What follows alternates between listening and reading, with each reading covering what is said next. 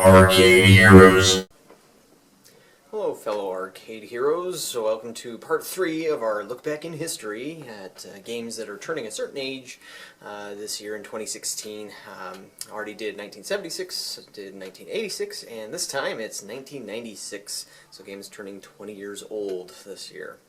Let's just jump into it. Let's start off with a game by Capcom called 19XX, The War Against Destiny. Nice epic name there. And 1996 overall was very strong on the scrolling shooter type game, so popularly known as shmups, although it's always a bit weird to say that. But 19XX was one of the sequels within the franchise, I guess you'd say. And in this one, it maintained a lot of the same elements that you expect to get from the 1940s series that started with 1942 back in the early 80s, 1983 or 84 I believe. And with this, it just beefed up the graphics, allowed you to choose different planes, had a great soundtrack. All elements that are actually very similar between a lot of the other shooters that we'll talk about in this video.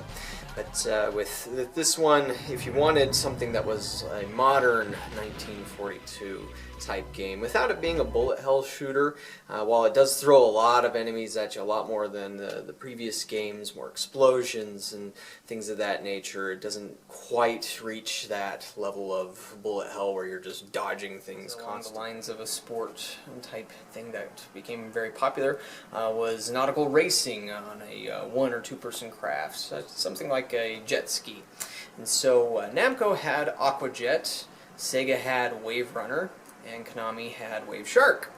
And so these 3 games, similar in the idea, they're all racing games, water racing games, and you could link other units together, particularly with Sega's WaveRunner. They like to boast that you could hook up 4 units, but either way, this allowed you to get the feeling of jet skiing on a lake or the ocean or someplace without any risk of drowning.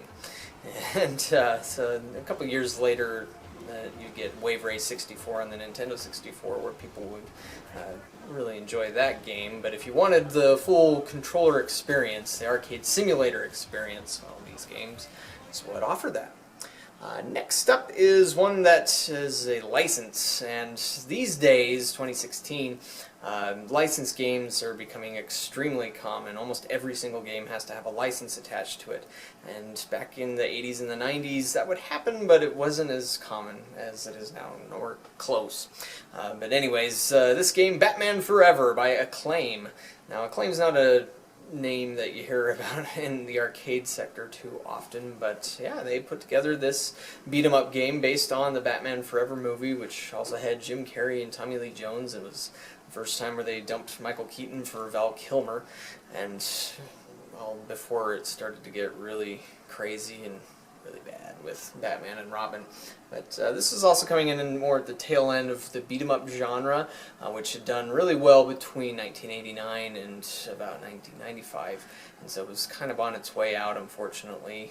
One-on-one fighting games like Street Fighter II or Mortal Kombat had soaked up most of the interest for those kinds of games. But Batman Forever at least had a cool-looking cabinet, used pre-rendered graphics, which it's always a mixed bag on those, how those turn out. And the next game on the list is another scrolling shooter known as Battle Garegga by... Rise from your grave. Oh wait, that's not right. Rising! There we go. But Battle Garegga by Rising is a game that, to me, I mean, maybe I'll get flamed for this, I don't know, but it feels like it has elements of 19XX and elements of Raiden Fighters, or Raiden Jet Fighters, just blended together. But Battle Garegga actually is one of the best rated scrolling shooters in existence these days. If you look at shmup fan vote polls, like on the Shmups forum, Battle Garegga, if not the #1 game, it's always in the top tier. And it's a great game. Rising may not have the name that Cave has out in the popular culture, but they built some games that were very, very good. And so this one is mentioned in blending some Raiden elements with 1940 series elements. You have unique style planes. It has some really cool designs. I think that's where this is one area where it stands out. It does have some bullet hell type elements to it. Great power-ups and combo systems and medals to collect and different planes to choose from. So that all just blends together and makes it really... Next one is a game that may not have a really well-known name, except for maybe amongst hardcore gamers, and that's Cannon Dancer, or Osman. Now, when you see this game in action, you'll probably be thinking of, wow, that looks a lot like Strider. And that's because it was designed by the same guy who did Strider, just with a little more, I guess, Arabian theming to it than what Strider had, which was kind of a US versus Soviet Russia sort of thing. And so this had some Strider mixed with Shinobi elements, and overall was a cool game, just kind of hard to come across. And also one that came out this year that wasn't as well known, but well, probably better known than Cannon Dancer was. That would be Cleopatra Fortune by Taito. And this was a puzzle game, falling blocks puzzle game, and it's always a little hard to innovate with something like that since Tetris nailed that formula down so well. It's Cleopatra Fortune gave it a little bit of personality with an Egyptian theme, and even the Tetris series would do that with games like Tetris Plus and Tetris Plus 2, and some of the other Tetris variations. But anyways, Cleopatra Fortune was Taito's attempt to spruce the formula up a little bit, and you had treasures and gem blocks and things of that nature that you were trying to get. And of course it had the competitive play that makes arcade puzzle games a lot of fun and a cutesy look. This next name is one you'll know, and that's Cruis'n World by Midway. Cruis'n USA had come out a couple of years prior in 1994 and set the US market on fire. Known as a reliable racing game, and it earned really well. Cruis'n World just took that same formula and applied it again, spruced up the graphics a little bit more, and it gave you worldwide locations as opposed to just US locations. And added a lot more shortcuts, more cars, things of that nature, which just made the game a little deeper and more fun to play. Of course, that same formula has been used in Cruis'n Exotica and the Fast and Furious series, which was most recently ended up with Fast and Furious Supercars. Now, there are rumors that a new Cruis'n is in development, and so stay tuned to this YouTube channel in case something like that happens. If it does, we could hear about it in March when there's a big trade show that's happening then. But anyways, next up is one that when you hear about it, you might hear about it more for its scantily clad ladies and questionable physics. And that's Dead or Alive. And now, this did not start out as a volleyball game or a digital woman simulator or anything like that. It was a one-on-one fighting game, a 3D fighting game, kind of like Tekken or Virtua Fighter. I think it would be a little bit more along the lines of Tekken. But designed by Tecmo, that's what Dead or Alive was. It's a fun 3D fighting game. It actually had the 5th sequel released, I believe it was 2013. Only saw that one in Japan. Dead or Alive 5 is out there. I haven't really heard of any places in the US picking that one up, but yeah, that's where it got started back in 1996. Another one that fits into the movie license would be one from Sega called Die Hard Arcade. And this is one I personally remember coming across back in the day and sinking a ton of coins into it. It was a lot of fun. Die Hard Arcade, yeah, it took the Die Hard movie somewhat. There was some liberties there with changing some of the characters around. But this was a beat-em-up game, but instead of being a 2D beat-em-up like games along the lines of Batman Forever that I already mentioned, or Teenage Mutant Ninja Turtles, or The Simpsons, or X-Men, this went 3D. Now, by today's standards, this looks really, really rough. I thought it looked a little rough back then, but obviously not as much. But nowadays it might be a little hard to look at, or seeing the checkerboard transparencies as opposed to true transparencies. But still, it was fun.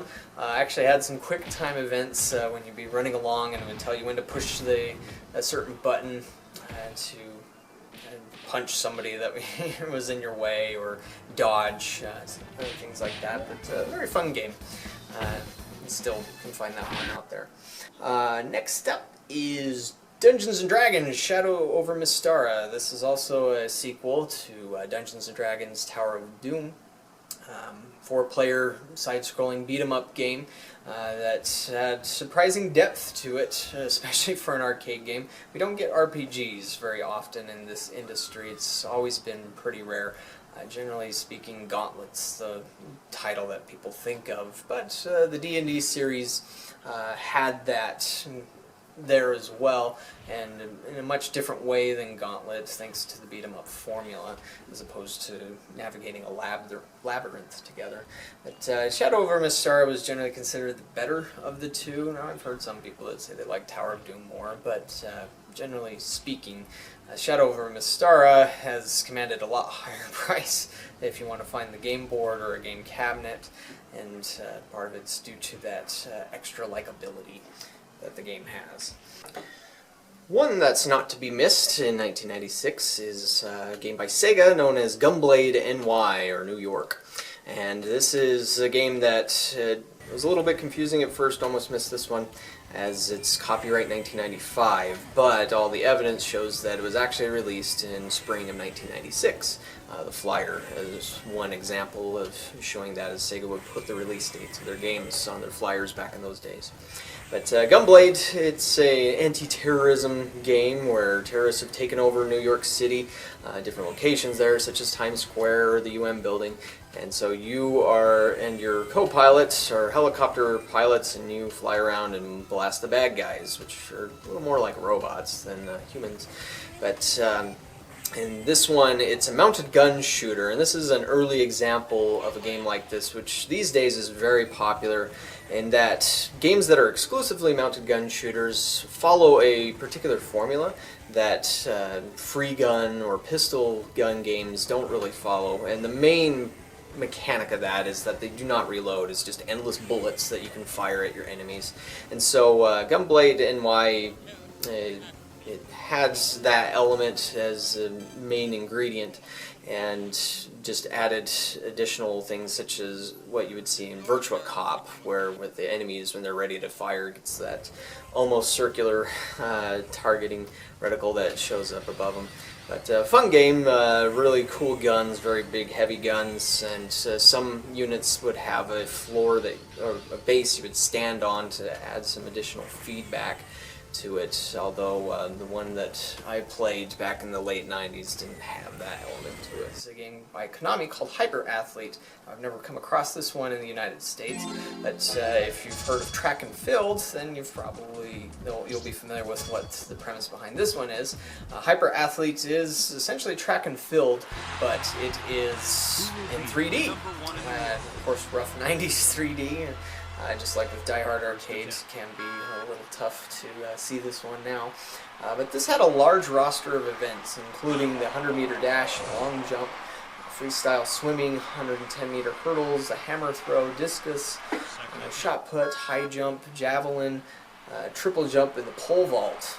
And so the action on this was controlled by a pair of run buttons that you can tap just like would and try and get the pencil trick perhaps. But this also had an action button added to it for a little bit more depth as needed. But that's Hyper Athlete by Konami. Another sequel on our list is Killer Instinct 2 by Midway. And now everybody's heard of Killer Instinct, and so Killer Instinct 2, what I've heard about this one, it's been mixed, as I've had people come into my arcade here and ask me to get Killer Instinct, but a few times I've heard them say, don't get Killer Instinct 2. Now, regardless of that, this one had improved graphics, of course, more arenas and things of that nature, but an improved artificial intelligence, millions of new combos, lots of new endings to it. Updated graphics, I think I already mentioned, new power bar, and so all of those aspects to it were thrown into it to make it a better game, but I guess for some, the originals are always best. But either way, Killer Instinct 2 did offer more, so there was that. This name is one that spawned many sequels. It wasn't a sequel per se, although it was based on a previous game known as Gun Force 2, and if you see Gun Force 2, you'll see the similarities with Metal Slug, and so everybody's heard of Metal Slug if you have anything to do with arcades or been to an arcade most likely in the past 20 years. And so Metal Slug, this is a game that would end up defining the run and gun genre. Of course, there's been many other concepts with running and gunning, but ever since, it seems like if anybody has done a run and gun game, say like Demon Front or Dolphin Blue, it's been heavily influenced, or obviously influenced, by Metal Slug. And Metal Slug did the formula right. It had everything an arcade operator like myself might like, where it takes a lot of practice to get good at this game and to not die a lot. But it was a lot of fun. It had a lot of personality. It's not just the violence, but in all the character animations, the villain animations, saving the hostages and collecting those saves, so to speak, to try and reach the end of the level without dying so you wouldn't lose those. Getting into another vehicle, which changed the dynamics of how you would play. And so when you play the original Metal Slug, it's obvious why this spawned so many sequels. The last to be released in arcades is Metal Slug 6, which was in 2006, which I'll have to talk about in the next video. But Metal Slug, that's turning 20 years old, and so whether or not we'll see another one in arcades, it's up to SNK, but with their new Chinese owners, it seems like they're kind of shying away from arcade developments, unfortunately. Here is Namco Classic Collection Volume 2, and obviously released by Namco. The first collection was released the year prior, but this one still gave you 3 games, 3 Namco classics, but there's Pac-Man, Dig Dug, and Rally X, all very popular games in the 80s. And so this has the original games on it, but what was unique about this series is that it added the arrangement mode, or arrangement versions of each game. And so this was a very different interpretation of each game, usually adding a co-op element, like with Pac-Man arrangement. You could play 2 players at the same time. It had very colorful maps, power-ups, animated pellets that would be dancing around the screen, and other things like that. And so a very unique and fun version of Pac-Man. And likewise with Dig Dug. If you weren't into Dig Dug 2, which not many people have played, this in a way was Dig Dug 3, and had boss battles and very colorful graphics and all of that packed into it. And kind of the same thing with Rally X, although I think Rally X, out of the 3 games, probably had the least added to it. It was more just the upgraded graphics polish, and nothing like boss battles necessarily to enjoy. But yeah, that was a great way to get some Namco old school goodness back into the arcade. And speaking of that, here's one that is very, very hard to find, but given that 2016 is supposed to be the year of virtual reality, with Oculus Rift supposedly finally coming out, it's worth mentioning this one. That's Pac-Man VR. Now, VR was tried out in the mid-90s by a few different companies, but the most well-known was Virtuality, a UK-based company, and they had these virtuality pods, as they called them, and so the user would put a VR headset on, and some models even had a vest, which was a motion-sensing vest, so that it could detect your movements inside of the pod, but the pod was also there to keep you from running off, and of course that's always been an issue with virtual reality, is how do you get realistic motion going on while keeping the person in place. These days there's been developments like omnidirectional treadmills, but they didn't have that back in the 90s. Anyways, Pac-Man VR. There had been a few other VR games, including Missile Command VR, released to the platform, but nothing had really set it on fire. A lot of the VR games were very, very crude, using that early 90s 3D, and that was very hard to translate into going into the computer. And so Pac-Man VR hoped to do that by putting you into the classic Pac-Man maze, but now it was in first person. You could look around. If you stood up higher, you could look up above the walls and see where the pellets are. But of course, the one nice thing about the original Pac-Man is you could always see the entire maze, so you know which pellets that you needed to eat. With Pac-Man VR, that made it a little more difficult to do. And so, as far as I'm aware, this really didn't set the VR on fire. It was kind of a last gasp for 90s VR before it got canned or sacked. One game that didn't get sacked and did very well for a company that never really heard of them. They don't have a great name that rolls off the tongue, but this company developed Police Trainer by P&P Marketing. So it just sounds like they were just jumping in to get into the arcade game, make a quick buck. But they made a great game with this shooting gallery type game where you're training to be a policeman with some pre-rendered 90s graphics, but simple premise, but very fun to play. And there were 6 different tests that you would compete in, but you would play to see if you could qualify to become a police officer. And those would include speed, accuracy, timing, judgment, visual acuity, and simulation. And so all things that one would assume have to be done as a training to become a police officer and dealing with various situations. And so that's where this one got started, was 20 years ago. This one is a very unique game on the list, and as far as I'm aware, has not received any sequels or console releases, and that would be Prop Cycle by Namco. Now, what's unique about this game is it was an exer game, or exercising game in a way, where you would sit on something like a bicycle. It had real bicycle pedals, and you had to pedal, to put the pedal to the metal to move your air bike in the game as you would race along through canyons and ravines, collecting balloons for points. And so the faster you could physically pedal on the game, the faster you would go there, and it can become quite a bit of an exercise. This one also had a little fan unit on it, giving it a wind, or these days we call it a 4D element, fourth dimension, or fourth mechanic really, to the game to make it feel like you were really going through the air. So very simulator style, but quirky in that it was a little bit odd. Graphics might stand out a little bit in that direction for just being quirky overall. But yeah, that's Prop Cycle by Namco. Next up is another sequel. More sequels than expected when I first came into researching this, but Raiden Fighters by Fabtech. And so Raiden Fighters was not exactly Raiden 3. Started off as Gundog, but they changed it to Raiden Fighters because it's the better name, the more recognizable name, with Raiden and Raiden 2 and Raiden DX that had already been out there and popular. And so Raiden Fighters gave you more to do with the Raiden formula.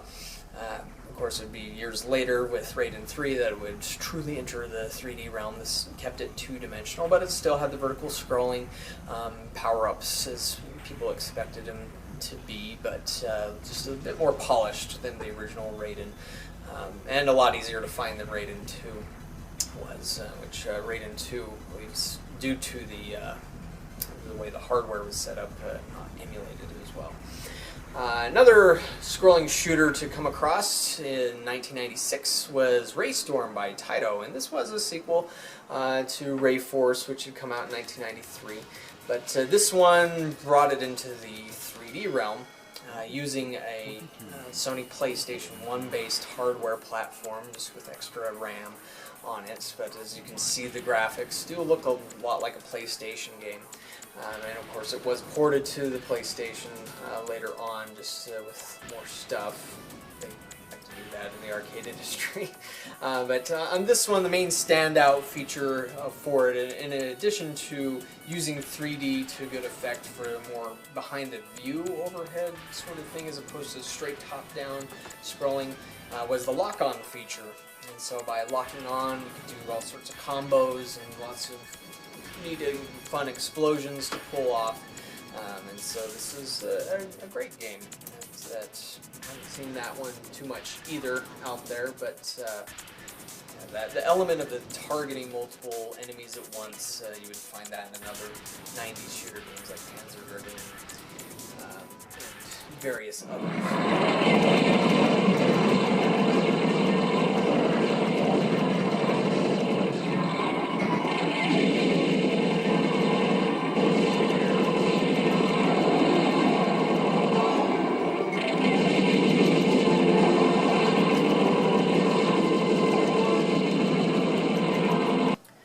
So big thanks to Macross Plus for filling in on our intermission. Kind of a Raiden meets RayStorm kind of game there. But yeah, that also came out in 1996. Continuing on, let's go with Salamander 2. Now, I was going to cover Salamander in the last video for 1986, but kind of felt, maybe I shouldn't, since it was already going long and Nemesis or Gradius came out first. But the Gradius series has a very strange numbering system, or system of sequels, and Salamander and Salamander 2 are technically part of that. I believe Salamander 2, also known as the Life Force, with the first one. I guess this would be Life Force 2, but it's usually called Salamander 2. That would be the 8th in the series. But as you can see from the footage, it's Gradius has the same type of power-up systems. What's neat about this one, if you've never played it before, apart from the graphics and the voiceovers and the music, all very solid in those marks. The way the orientation is, sometimes it'll go horizontal, sometimes it will be a vertical shooter, and not many games pulled that off very well. And then of course with Salamander 2, lots of alien type innards or grotesqueness going on, so some people enjoy that. But that came out in 1996. This one that I'm going to mention now is one of those that everybody's probably heard of or played, and that would be San Francisco Rush by Atari Games. And this was aiming to be, in a way, kind of like Hard Driving, where that was a racing or driving simulator. This sought to bring a bit of the simulator into something that was a little more arcadey, I suppose you can describe it. I mean, it's a racing game, of course, set in the streets of San Francisco with a little bit of liberties taken here and there, especially with the twisting loop street. But overall, if you wanted to drive the virtual streets of San Francisco in a way, Atari Games pulled this off pretty well. And amongst the driving games that they had tried in the 90s, like California Speed, San Francisco Rush certainly stood out. The different handling types were very good, as you could start as a beginner and go up to something that was more pro or simulator style. And so that's where this one got its start from. And also in the series of well-known names, in 1996, the fighting scene was still well and alive. It was just diminishing a little bit at this point, since it had a few years of fighting games before that. But with Capcom, they wanted to bring Street Fighter into the 3D realm with Street Fighter EX. Now, Capcom didn't necessarily handle this one themselves. They handed it off to Akira, who took some liberties, and with those liberties and the storylines changing up, fans consider this apocryphal and not canon. But as far as the way that the mechanics in the game works, it feels a lot like what Street Fighter 4 would be, where while it was in 3D, it was still all on a 2D plane, and a lot of the classic attacks were still there to enjoy. They did add in some extra things to this one, including a 3-level combo gauge, and there was also the guard breaking technique, which you could use against your opponent and stun them. But this one, yeah, I've always heard great things about it because of that apocryphal thing. It did use PlayStation hardware with one major change in that the sound chip, they replaced it with the Capcom's Q sound chip. And so if you've played any games from the 90s from Capcom, then you've played something that had the Q sound. But yeah, that was Street Fighter EX. Some say the EX stands for extra, some say exquisite, some say extreme, whatever. It was in 3D. And next up was another Street Fighter game in a way, although this took the Street Fighter or a fighting game concept and blended it with a puzzle game. And that would be Super Puzzle Fighter 2 Turbo. Now, there was not a Super Puzzle Fighter 1 or Puzzle Fighter, anything like that. This was technically the first one. Capcom was just having a little bit of fun with the name there, which they've done in other instances, such as with what was that Xbox 360 game, Dead Island, but anyways, or Xbox One, I guess that was. I should stop digging my hole. But anyways, Super Puzzle Fighter 2 Turbo, and so it was a lot like a game that Sega had done called Pyo Pyo. You have the columns of 3 gems falling down, and you want to line those up, and as you clear out blocks, and it sends garbage blocks over to your opponent's side. And when you do that, that's when the little cartoony version of the Street Fighter 2 characters will duke it out, and there's different moves that can be done. And so this one's definitely a lot of fun in a co-op, or I guess it wouldn't be co-op, competitive mode.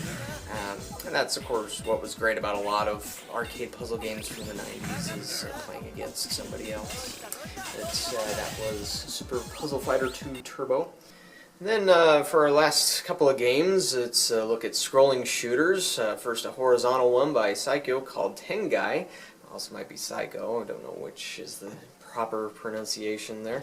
But this one, well, most scrolling shooters involves you piloting a ship of some kind, an airplane, a spaceship, or something along those lines. Whereas Tengai, you pilot an anime character and use their awesome magical powers that are a bit over the top to take out both fodder and bosses. Tengai had some great graphics, lots of parallax scrolling, nice detail, plenty of characters to choose from, just like a bunch of other scrolling shooters from this era.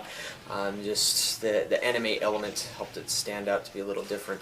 I've had this one installed at my arcade a few times, but it just doesn't get played for whatever reason. So that's unfortunate, because it is a great game, lots of fun. And then last but not least, let's end off with one other scrolling shooter. It's Xevious, and it's Xevious 3D/G, or 3DG, by Namco. And so this is a sequel, not a remake, of the original Xevious that was released by Namco and Atari back in 1982 to arcades. Using 3D graphics and highly detailed 3D models, this was a really good way to bring Xevious back to the arcade scene. Awesome music, and of course you could say that about a lot of the scrolling shooters that we've talked about here, but this was really, really good. And just overall stood out from the graphics, from the music, changing up a few things on the Xevious elements of different paths and whatnot.